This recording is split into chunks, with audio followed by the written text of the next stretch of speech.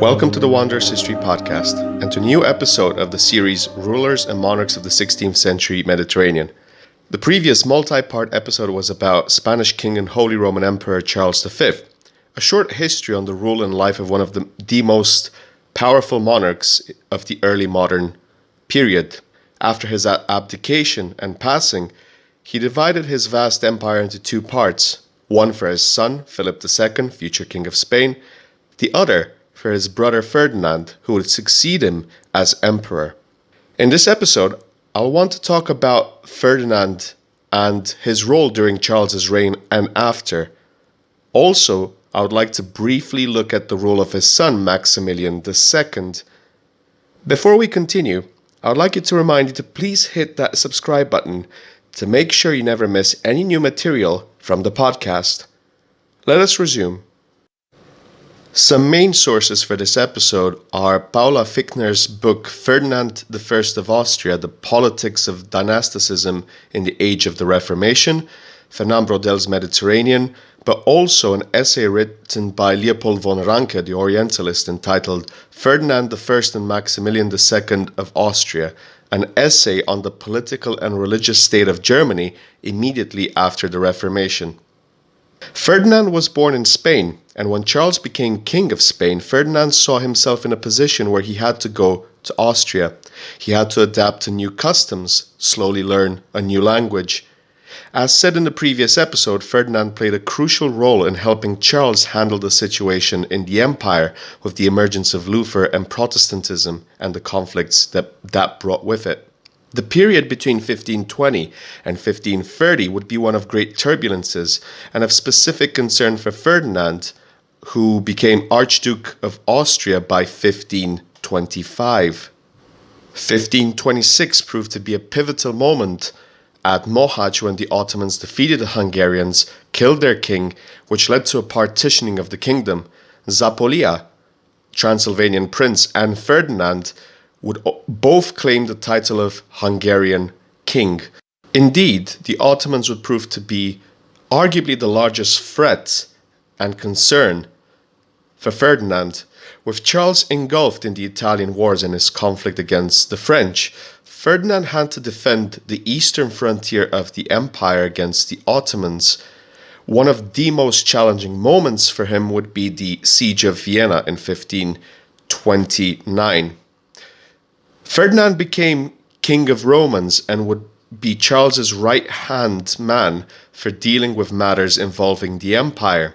Leopold von Ranke, the Orientalist and historian, made an interesting observation when comparing Charles and Ferdinand by saying, quote, "It is remarkable that of those two brothers, the one who grew up in the Netherlands gradually departed from the German manners and customs, while he who was educated in Spain entirely adopted them." End quote. Ranke went on to say about Ferdinand that unlike his brother, quote, "he succeeded in gaining the full confidence of the German people. They admired his steady resistance to foreign counselors of Charles V and what Schwendi called the diligent, faithful, and paternal endeavors wherewithal he had accomplished the Treaty of Passau and the Peace of Augsburg. On one occasion, he rejected the demands of the clergy. On another, he condemned the conduct of the Protestants, in both cases without caprice and moved only by a love of justice. Both parties submitted with a good grace, conscious in his sincerity and impartial goodwill." End of quote. Ferdinand was a Catholic, yet learned of the need to adapt and display tolerance towards the Protestants. There were Lutheran members in his court. Ultimately, his reign was marked by two key factors: the Ottoman threat in the east and the rise of the Protestantism within the empire. Given the lack of resources, the fact that Vienna was not conquered in 1529 constituted a big win, though that could have been attributed to the very rainy season and its mismanagement of planning and timing on the Ottoman side and Suleiman the Magnificent. And it was believed that Ferdinand had left in 1529 fearing imprisonment in case the Ottomans had actually managed to conquer Vienna. He was by far a lot more flexible in dealing with the Protestant princes the empire than his brother was, and undoubtedly played a big role in the settlement obtained through the Peace of Augsburg in 1555. His rule as emperor was rather short, from 1556 to 1564. During this time, the Council of Trent was finally concluded, and in 1562 he organized an election which ensured Maximilian's succession as emperor in 1564. Related to Maximilian II and his reign, historian Paula Fichtner wrote in her book, quote, "By virtually all standards, including his own, Emperor Maximilian II was a failure. His challenges were many, his achievements few, and someone who failed to see that the Protestants and Catholics were far more inclined to defend their own confessional positions than to accommodate the views of others." End quote. Maximilian became emperor in June 1564. In 1566, the Habsburg-Ottoman Wars continued, and in September 1566, the Ottomans conquered Szigetvar after a siege which took a bit over a month. Although Szigetvar was lost, this battle stopped the Ottomans from advancing to Vienna, given how late the season was and they had to retreat.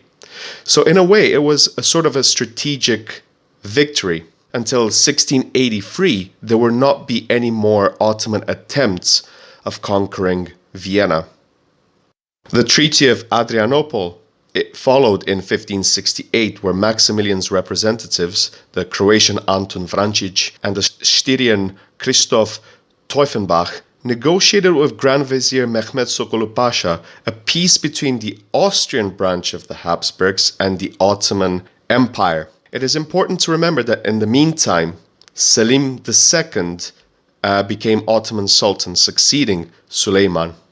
This peace would have important repercussions. In 1570 and 1571, Pope Pius V had asked Maximilian to join the Holy League effort against the Ottomans. 1571 would have been a pivotal moment given the result at Lepanto, and it was believed that if Maximilian had pushed with a land army an effort against the Ottomans in Dalmatia, Istria, and the Balkans, this could have caused the Ottomans to retreat at a weak moment, unable to send reinforcements that were far away and were focused on Cyprus and the war against the Venetians. Now, of course, there would have been defenses in many parts of Rumelia, but it would have proven to be a costly distraction, which could have aided the momentum of the Holy League in 1571, carrying on until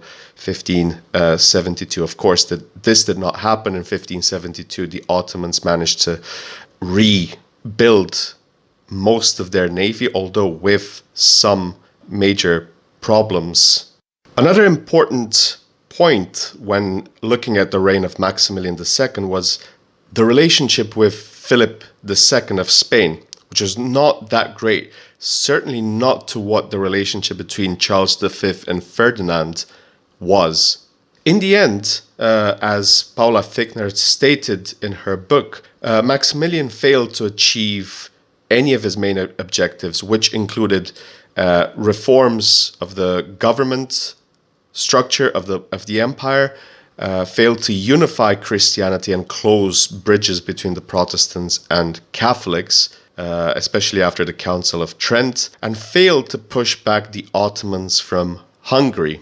Add also the failure of his bid to be accepted king in Poland, and his rule was not that successful, especially when comparing it to his predecessors. His rule was heavily influenced by confessionalization and the results and effects of the Diet of Augsburg. Against the Ottomans, he managed to limit potential damages in 1566, but he had to pay a tribute of 30,000 ducats to the Sultan while not intervening 4 years later in the Fourth Ottoman-Venetian War, which included the Battle of Lepanto. Maximilian passed away in 1576 in the imperial city of Regensburg. His eldest son, Rudolf II, would succeed him as emperor, and it can be argued that the ineffectualness of both their reigns, so Maximilian and Rudolf II led to structural deficiencies and weaknesses within the Holy Roman Empire, which led to the beginning of the 30 Years' War in the next century. Thank you for listening to this episode of the Wanderer's History podcast about Emperors Ferdinand I and Maximilian II, a very short history about them. Please subscribe to the channel and hit that notification bell. It helps the channel a lot to make sure you never miss any new material from the podcast. And the next episode will be, I think, about Francis I of France, another short history about his rule and reign. And then afterwards, hopefully we can proceed with a short history of Philip II, King of Spain. Until the next time, all the best.